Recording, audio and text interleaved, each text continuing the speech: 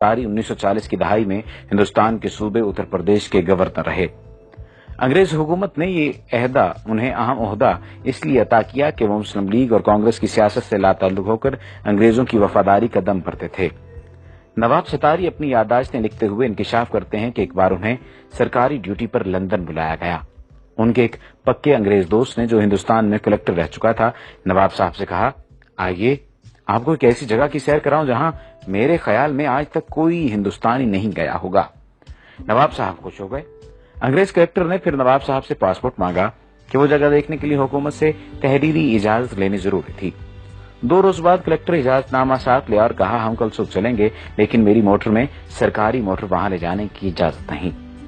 अगली सुबह नवाब साहब और वो अंग्रेज मंजिल की तरफ रवाना हुए। शहर से बाहर निकलकर बाएं तरफ जंगल शुरू हो गया। जंगल में एक पतली सी सड़क मौजूद थी। जूं-जूं चलते गए जंगल घना होता गया। सड़क के दोनों जानिब ना कोई ट्रैफिक थी, ना कोई पैदल मुसाफिर। नवाब साहब हैरान बैठे इधर उधर देख रहे थे। मोटर चलते चलते आधे घंटे से ज्यादा वक्त गुजर गया। थोड़ी देर बाद एक बहुत बड़ा दरवाजा नजर आया। फिर दूर सामने एक निहायत वसी और अरीज इमारत दिखाई दी। उसके चारों तरफ कांटेदार झाड़ियां और दरख्तों की ऐसी दीवार थी जिसे अबूर करना मुमकिन न था।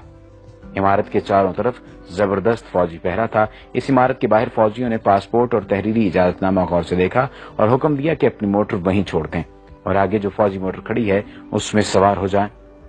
नवाब साहब और अंग्रेज कलेक्टर पहरेदारों की मोटर में बैठ गए। अब फिर इस पतली सड़क पर सफर शुरू हुआ। वही घना जंगल और दोनों तरफ जंगली दीवारों की, दरख्तों की दीवारें। नवाब साहब घबराने लगे तो अंग्रेज ने कहा, बस मंजिल आने वाली है।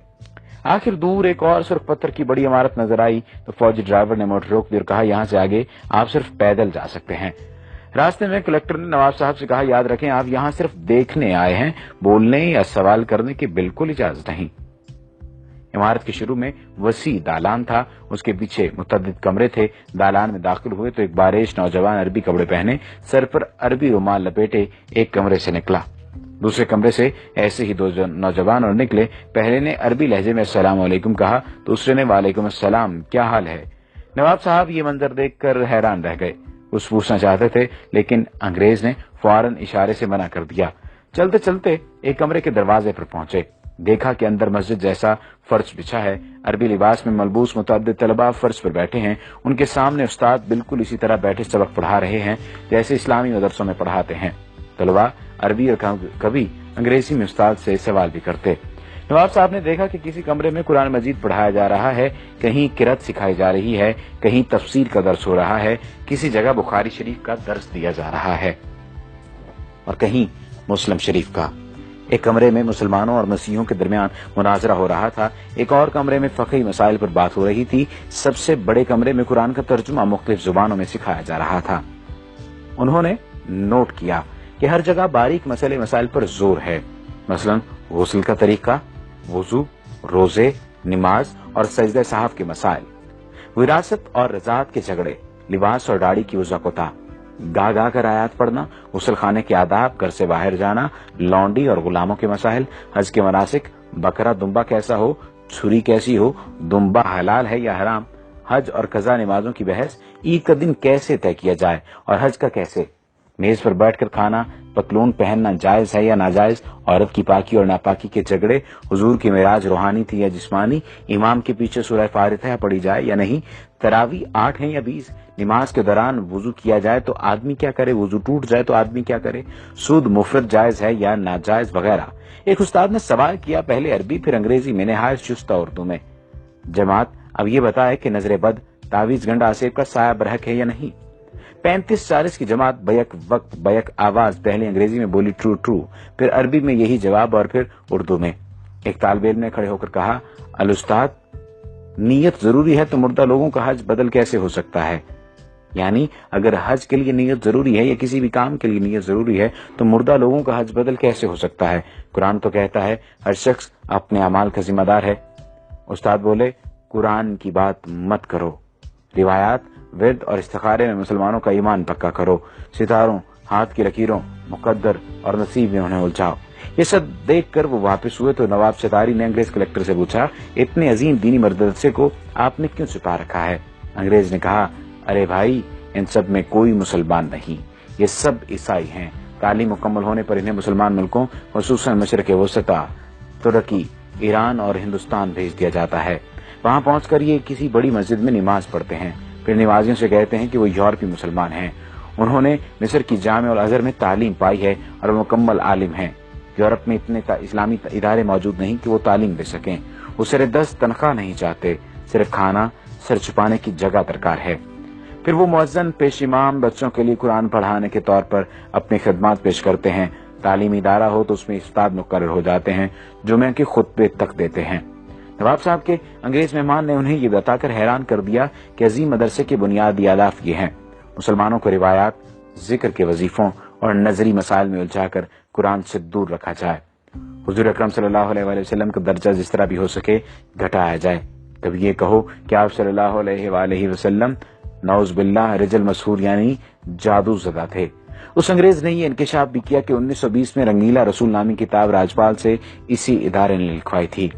اس طرح کئی برس پہلے مرزا غلام احمد قادیانی کو جھوٹا نبی بنا کر کھڑا کرنے والا یہی ادارہ تھا۔ ان کی کتابوں کی بنیاد لندن کی اس عمارت سے تیار ہو کر جاتی تھی۔ خبر ہے کہ سلیمان رشدی کی کتاب لکھوانے میں بھی اسی ادارے کا ہاتھ ہے۔ خدایا ایسا نہ ہو کہ مغرب رہن میں ہی ہمارا میرا سماج رکھ لے۔ ہے فتنہ پرور نظام عالم تو اپنے مسلم کی لاج رکھ لے۔ اب جنگل کی حویلی کے ایک مکین سے ملاقات کیجیے۔ یہ واقعہ میرے دوست حسین امیر فرحات کے ساتھ کویت میں پیش آیا۔ واقعہ انہی کی زبانی سنیے۔ یہ 1979 کا واقعہ ہے۔ ان دنوں میں کویت کی کمپنی میں مندوب تعلقات عامہ یعنی افسر تعلقات عامہ موجود تھا، یعنی پبلک ریلیشن آفیسر۔ ہماری کمپنی کے ڈائریکٹر نے سری لنکا سے گھر کے کام کاج کے لیے خادمہ منگائی۔ دوسرے دن مجھ سے کہا اس خادمہ کو واپس بھیج دو، وہ ہمارے کسی کام کی نہیں، کیونکہ عربی جانتی ہے نہ ہی انگریزی۔ میں اس کے دستاویزات لے کر متعلقہ جگہ پہنچا تو پتا چلا کہ فی الحال سری لنکن سفارت موجود نہیں، البتہ برطانوی سری لنکن باشندوں کے معاملات دیکھتے ہیں۔ برٹش کونسل میں استقبالیہ کلرک نے میرا کارڈ دیکھا تو مسٹر ولسن سے ملایا۔ وہ بڑے اتفاق سے ملے اور بٹھایا۔ جب اس نے اندازہ لگایا کہ میں بھارتی یا پاکستانی ہوں تو اردو میں کہا، میں کیا خدمت کر سکتا ہوں؟ میں نے سری لنکن خادمہ کے متعلق بتایا تو اس نے کہا، کوئی مسئلہ نہیں، اسے ہم رکھ لیں گے، آپ کو جو خرچ آیا وہ ہم ادا کریں گے۔ یہ بتاؤ کہاں کے رہنے والے ہو؟ میں نے کہا پاکستان۔ وہ بولا وہ تو بہت بڑا ملک ہے۔ میں نے کہا پشاور کا رہنے والا ہوں۔ پشتو میں پوچھا کون سی جگہ؟ میں نے بتایا نوشہرہ۔ جب میں نے گاؤں کا نام بتایا تو اس کی آنکھوں میں عجیب چمک پیدا ہو گئی۔ پھر وہ مختلف لوگوں کو پوچھنے لگا۔ میں نے بتایا کہ کون مر گیا ہے اور کون زندہ ہے۔ میں نے سوچا ہو سکتا ہے یہ نوشہرہ چھاونی میں ملازمت کرتا رہا ہو، لیکن اس کی عمر زیادہ نہیں تھی۔ اس نے کہا کچھ اور کہانی سنائی، پھر اس نے کافی منگائی، پھر انٹرکام پر کلرک سے کہا کہ اس کے پاس کسی کو مت بھیجنا۔ وہ اتنا خوش تھا کہ میں بیان نہیں کر سکتا تھا۔ اس کی خوشی دیدنی تھی۔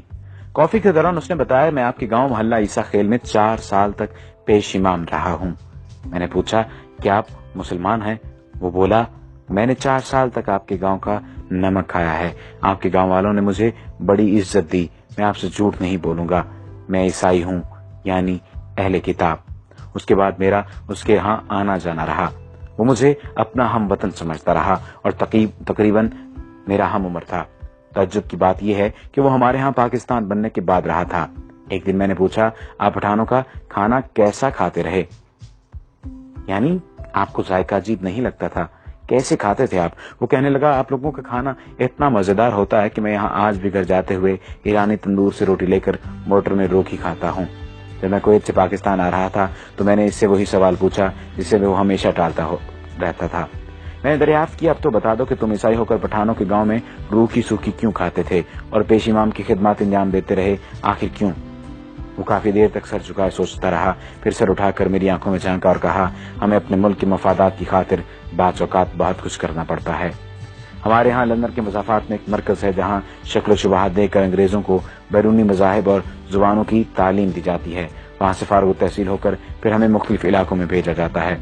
گاؤں آ کر میں نے محلہ عیسیٰ خیل کے بزرگوں کو یہ واقعہ سنایا تو ایک بوڑھے طالب علم نے کہا مجھے شک پڑا تھا مگر سب کہہ رہے تھے کہ یہ چترالی ہے۔ وہاں اکثر چترالی مولوی پیش امام ہیں، وہ بھی گورے ہیں بالکل انگریزوں کی طرح۔ پھر طالب علم نے کہا چلو بھائی اب 4 سال کی نمازیں لوٹائیں جو ہم نے انگریز کے پیچھے پڑھی۔